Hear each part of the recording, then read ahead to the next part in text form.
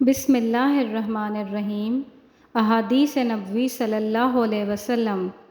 سیدنا ابو ہریرہ رضی اللہ عنہ سے روایت ہے، رسول اللہ صلی اللہ علیہ وسلم نے منع کیا سواروں سے جا کر ملنے سے جو غلہ لاتے ہیں، اور شہری کو باہر والے کا مال بیچنے سے، اور ایک سوکن کو دوسری سوکن کے لیے طلاق چاہنے سے، اور دھوکہ دینے سے، اور تھن میں دودھ روکنے سے، اور ایک بھائی کے مول تول پر مول کرنے سے۔ سیدنا جابر رضی اللہ عنہ نے کہا کہ رسول اللہ صلی اللہ علیہ وسلم نے فرمایا، جس کو خوف ہو کہ آخر شب میں نہ اٹھے گا تو اول شب میں عشاء کے بعد وتر پڑھ لے، اور جس کو آرزو ہو کہ آخر میں اٹھے گا تو چاہیے کہ وتر آخر شب میں پڑھے، اس لیے کہ شب کی نماز ایسی ہے کہ اس میں فرشتے حاضر ہوتے ہیں اور وہ افضل ہے۔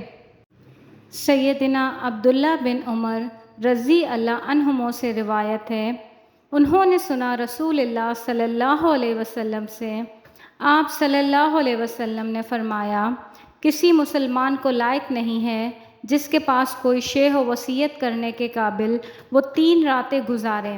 مگر اس کی وصیت اس کے پاس لکھی ہوئی ہونی چاہیے۔ Subscribe to my channel.